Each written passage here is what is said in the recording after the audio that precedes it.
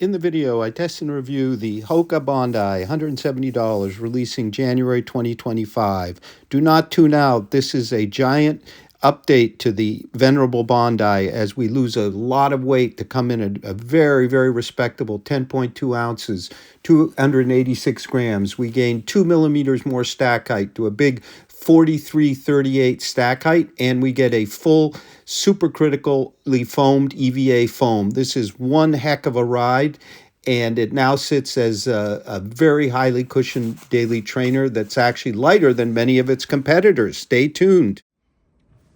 Well, everybody, let's talk about this Bondi 9. It is definitely one of the biggest surprises of 2024, this January releasing Bondi 9. And the surprise is the Bondi used to be kind of a plotter. It is definitely the OG max cushion shoe, but over the years with its compression molded EVA, midsole, weight, and kind of lumbering ride, it's one I kind of dreaded trying. But it's a popular shoe, so I said, okay, Hoka. They sent me a sample, and I am shocked because what we have here is one of the biggest surprises of the year. We get a full supercritical EVA midsole. We get 2 millimeters more stack height than before. We drop in weight. We used to be about 11 ounces in a US 9. Now we're going to come down to about 10.2 ounces in my US 8.5 samples. That's 286 grams. And while we're at it, that is going to be lighter.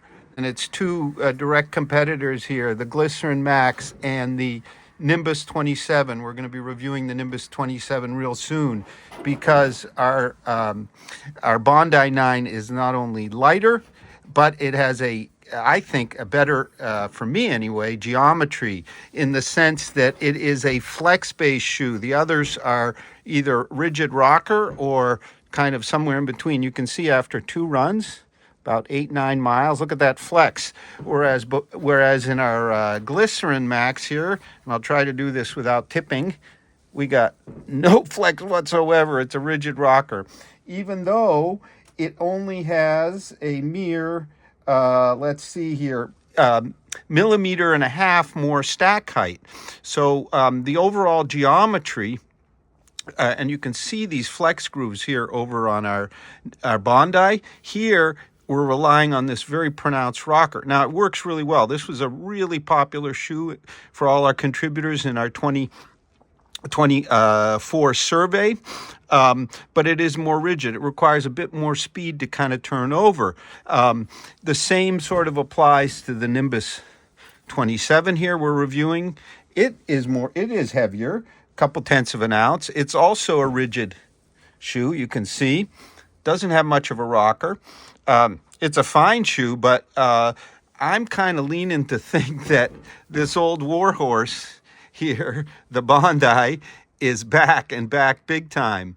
So I mentioned it's a supercritical EVA foam midsole. I'll give you the squeeze test here and show you on the about the same with our Glycerin Max, but we have a dual density. We have a central core with a smaller bubbles, if you will. I think the central core is maybe a bit more reactive. They're both highly, highly cushioned. Whereas over here in our Nimbus 27, we have tried and true Flight Foam Blast plus Eco. It's not that we know a supercritical foam. It's a little firmer, and it is definitely duller than the Bondi. I mentioned the platform is flexible, and I showed you. You can see these flex grooves that go across the shoe. That gives us our flex, whereas in our Glycerin Max, they're more longitudinal for kind of a rolling effect. And then over here in our Nimbus, also longitudinal, more for a rolling effect. I personally prefer some flex in a shoe that kind of bridges between daily training, max cushion daily training, and kind of recovery, slower runs or long runs. And this one really surprises me. The upper, it is a engineered knit. It's not a super stretchy knit. It fits super well. I'll give you the commentary from the run on the fit, but it's really good. It's decently plushly padded. the heel hold is really, really good here. It doesn't, it's total, but it doesn't kind of over grip or feel over rigid, even though we do have quite, a sturdy heel counter. Toe box, plenty of room, plenty for my medium to narrower feet, plenty of height. They're also going to be available, of course, in wide and extra wide.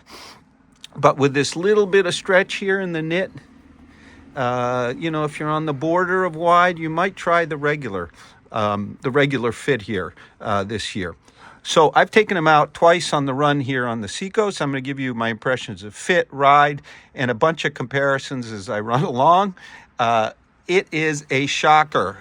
The Bondi is back. It sits right in the top of the Max Cushion Daily Trainer category now, kind of returning or coming back from what it was before, a sort of easy run, walking kind of shoe. So it's fully back to being a full-on excellent running shoe. And of course, those of you who want it for its stable, nice platform and ride for the slower stuff or for walking, you will not be disappointed either, I think.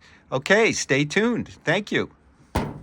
Okay, let's talk about fit of our Bondi 9. Okay, a really fine fit here.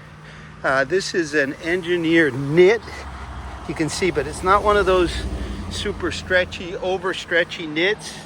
It feels a bit more like a engineered mesh. The toe box is plenty of room for my narrow to medium feet, but very well held. They're also available in wide and extra wide. This is the big shoe, but I'm not swimming around at all. Midfoot hold is excellent. Gonna keep an eye on the tongue because we have no gusset.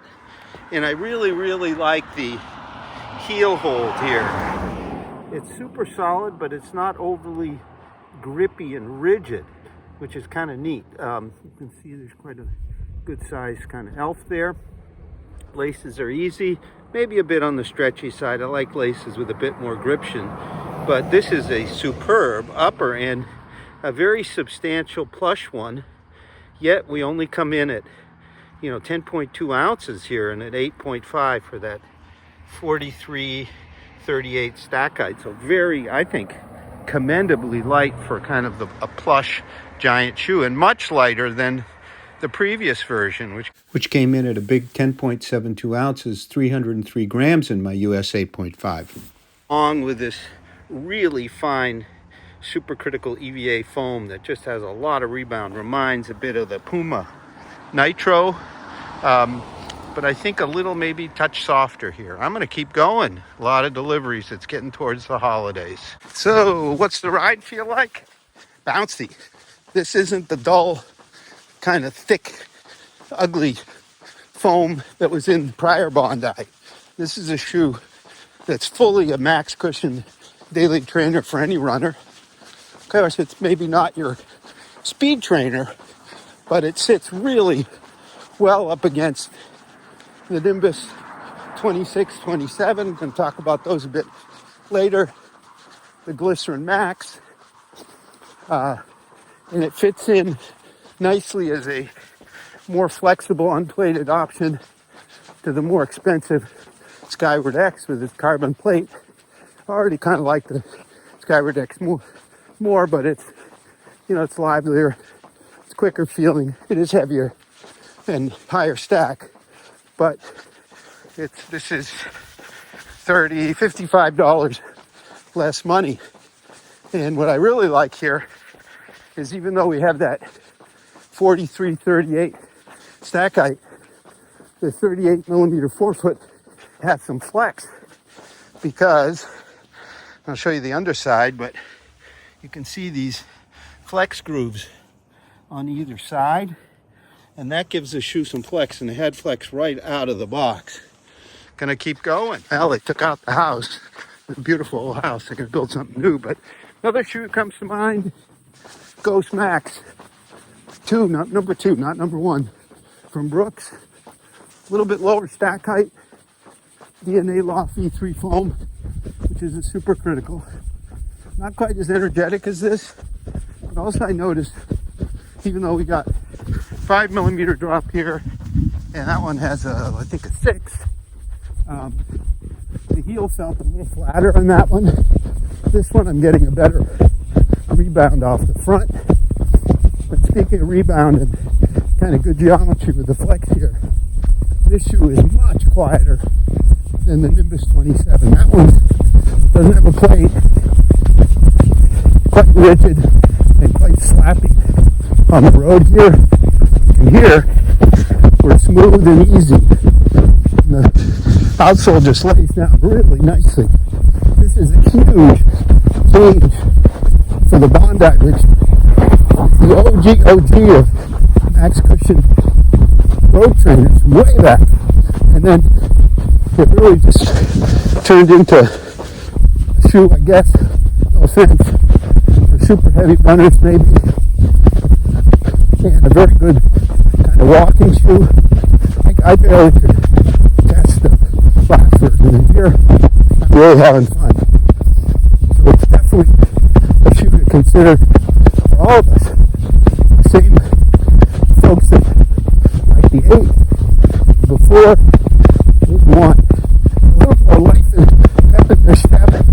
Same idea, same stability, and faster runners who want a heavy-duty daily trainer recovery shoe with a lively ride. And I head to the harbor here, a little bit different direction than usual.